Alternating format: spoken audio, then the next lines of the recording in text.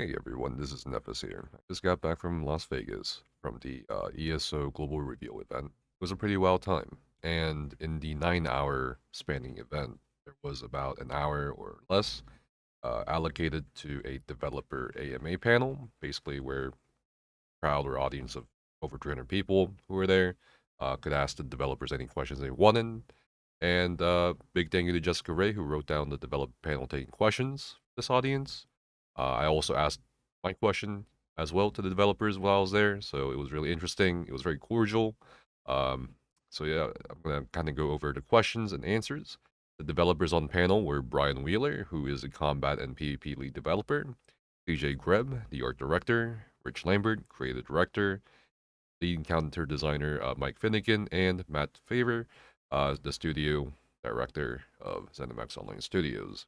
Some answers are paraphrased, as we didn't record everything word for word.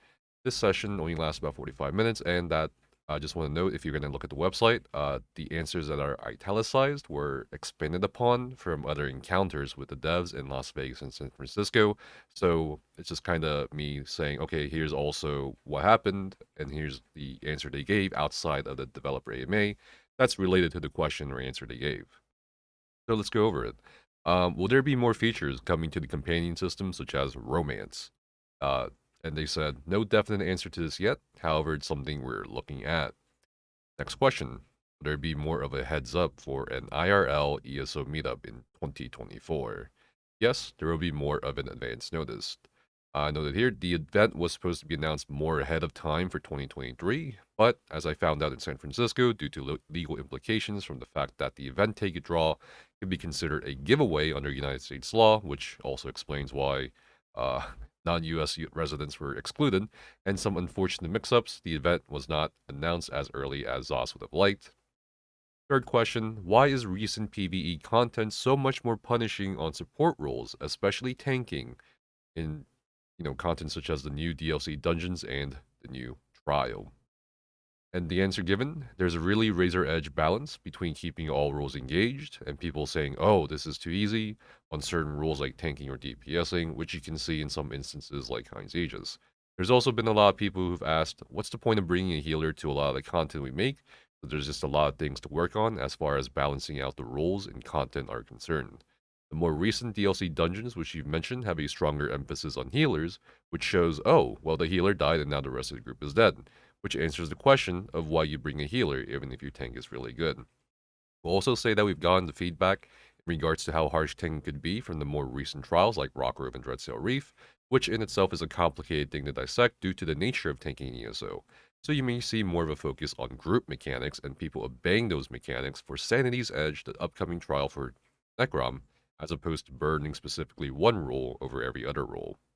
Will there be more Dark Brotherhood sanctuaries implemented throughout Tamriel? Devs answered, no definite answer to this, but maybe. Will consoles get enhanced UI or even the ability to get more information from combat, such as how PC players get ESO logs or add-ons like combat metrics? Actually, this is a question that 8 Puppies asked. This can be a complicated one due to multiple factors, including the performance of the game, with those potential additions to consoles, and we're also a bit wary of implementing some things that may give rise to more gatekeeping amongst the player base.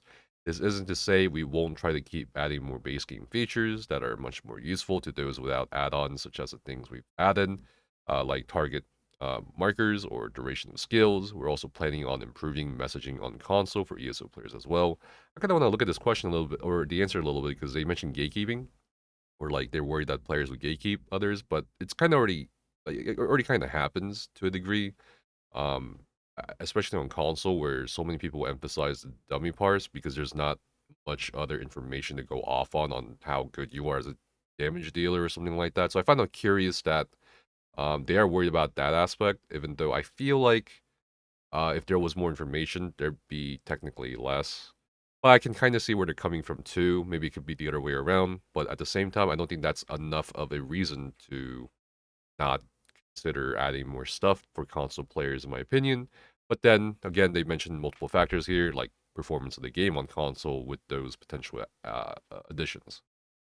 Next question, how is feedback processed by the developers and their teams? This is an interesting question because not everybody in the audience is as familiar with keeping up with the interviews and the articles and all that, like some content creators, including myself, are. And the answer was daily reports are sent to all lead developers, and people review data from both the live and public test servers. There's, of course, other mediums of feedback, such as the forums that are looked at as well. We try to triage and prioritize actionable items, and those that are impossible to tackle on are simply filed away under the category of impossible, while those that we can tackle on are put on prioritization. The perception of game development and how player feedback is taken at what point in time is quite interesting.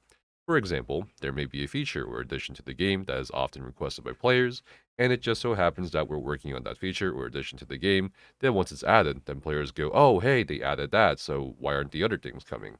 There's markedly a big difference in the timeline developers, or really game developers in general, work on as opposed to the timeline players game on. Are you planning, and this is my question actually that I asked, because I basically asked, okay, so there's a new mount coming, two new mounts coming, and the zone overlay mount is there, which is very surprising. Are you planning on adding more incentives to not just the hardest content, but the game overall, especially for newer players? And is the new earnable mount from Necrom Zone Overlay an indication of a future trend? And the answer was, we are currently experimenting with what players would like to see added to the game as incentives and rewards, such as the mentioned earnable zone mount. We would love player feedback in regards to rewards and incentives, as that will give us more of a clear direction to follow. It should also be said that there's an entirely different team that maps out a lot of stuff in game, including things like what rewards there are for certain things, how many things of what kind of stuff players should get, and how often. And this part was outside of the AMA. This can be a complicated process when taking into account how it can affect certain parts of the game, such as economy. However, given that we've been getting a lot of feedback both here at this event and elsewhere about rewards or potential existing rewards like housing and alchemy materials, transmute crystals, and so forth, we'll definitely forward said feedback to the appropriate teams. When will ESO drop the old generation of consoles, PS4 and Xbox One? Eventually, we'll drop the old generation of consoles. You have to think about players that are still on the old generation of consoles that have yet to still get the new generation, PS5 and Xbox Series S and X, not just in North America, but in the rest of the world. There will come a time where we let go of the old gen, but it's not in the short term. It should be noted that Matt Fire also gave a similar answer in a video interview by GamerHub TV. Go check him out. Awesome interviews, which is a noticeable and possible indication of ZOS considering dropping the old generation of consoles, a topic which has not been touched on at all in recent years. It was very surprising. Matt Fire, in the same interview, also openly stated that new animations use up memory, including the Arcanist animations. They had to plan around the memory of older technology, such as the older console generation. Would there be more content additions to PvP? We recognize that a lot of players really want more things for PvP, but we're still working on a solid foundation in regards to performance before we add any more PvP or certain content. For example, performance had a heavy drop when we made mile gates and bridges destructible, which made us realize that it's probably best to not fiddle too much with some things until we have set a solid foundation for performance. We are set on finishing up the server work on all platforms and servers except Xbox EU by the end of May or so we're excited about the potential stuff coming from that as well. And of course, it should be noted, and this is something, again, outside the AMA, where people are socializing and talking to each other, it should be noted that contrary to popular belief amongst players, developers, including Brian Wheeler, really do want to add more things for PvPers and PvP systems in general. However, until at least the new server hardware replacement and other performance adjustments go through, ZOS is wary of trying to add more things to the game that may cause performance breakdowns. Next question. Why not increase overland difficulty? Someone else in the crowd asked us. Why not have a normal versus veteran instances of overland?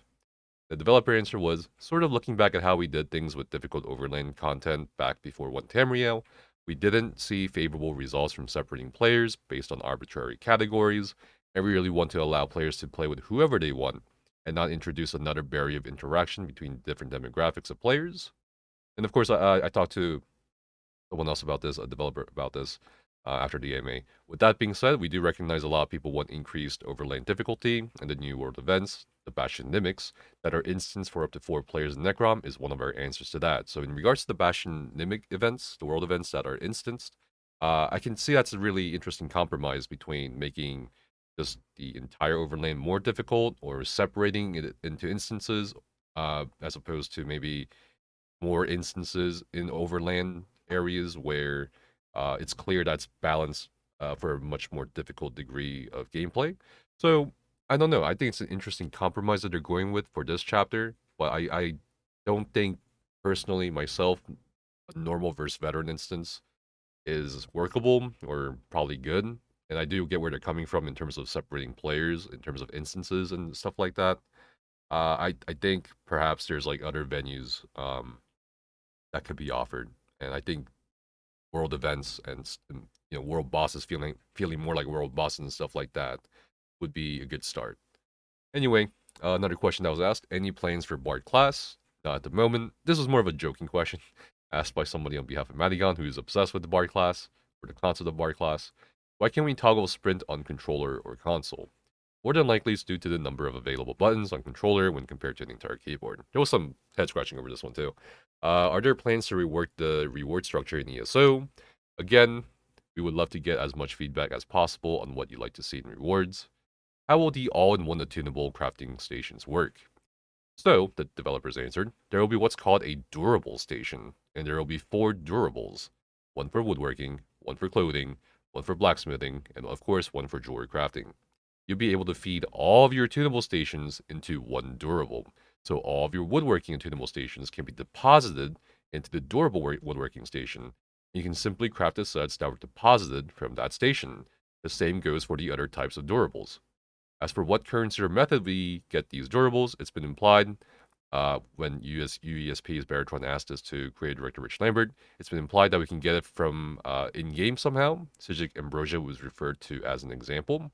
So maybe we can potentially purchase or grind for these, or through some other means. What were the real-life cultural influences for Necrom? For the Telvanni Peninsula in particular, we borrowed a lot from East Asian cultures, especially for the city of Necrom and its architectural style.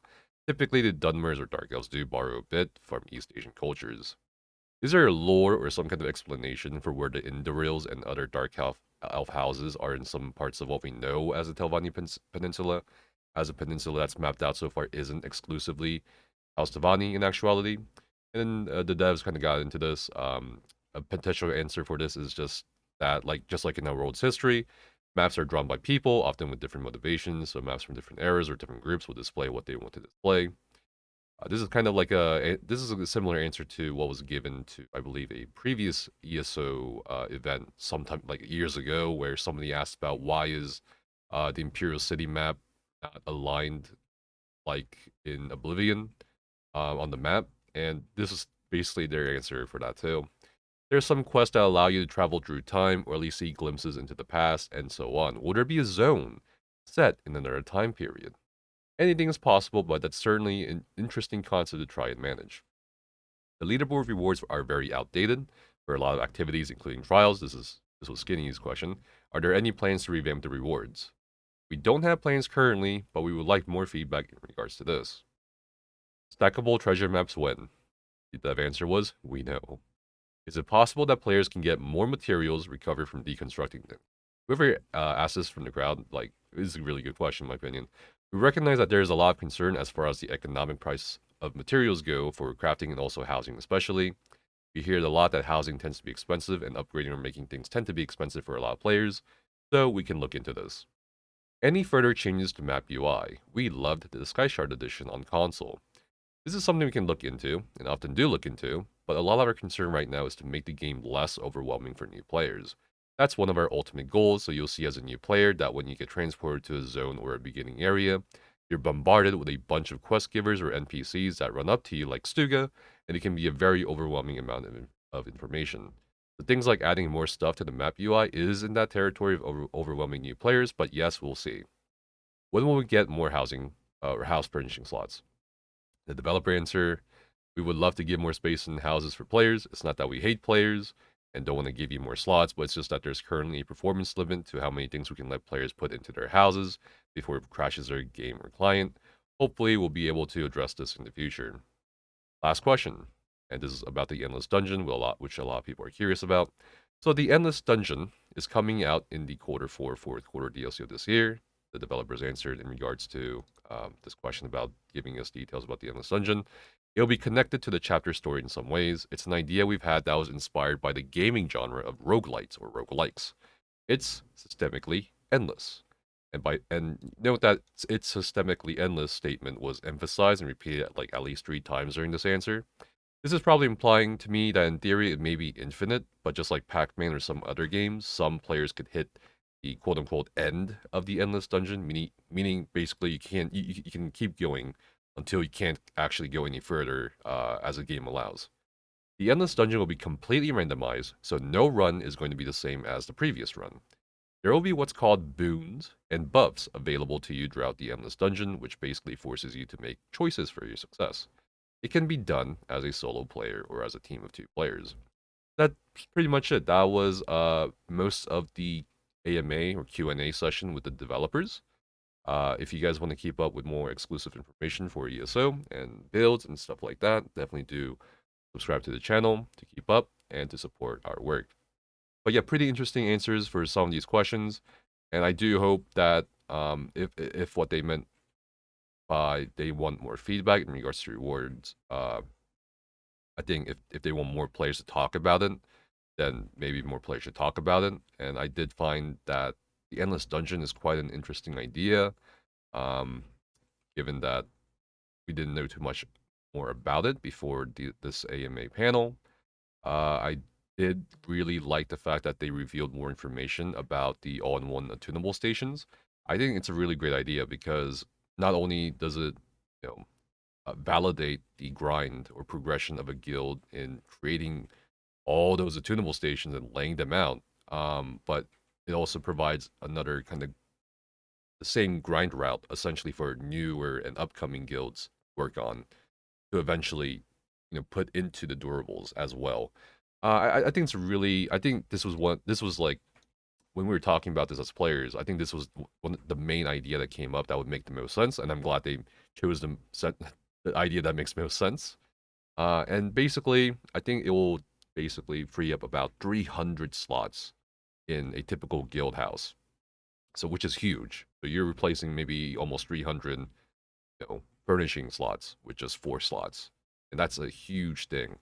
So I really like that they give more details. What about you guys? Let me know down in the comments below what question or answer you really liked. And again, thanks for watching. Stay safe, have fun, and see you guys next time.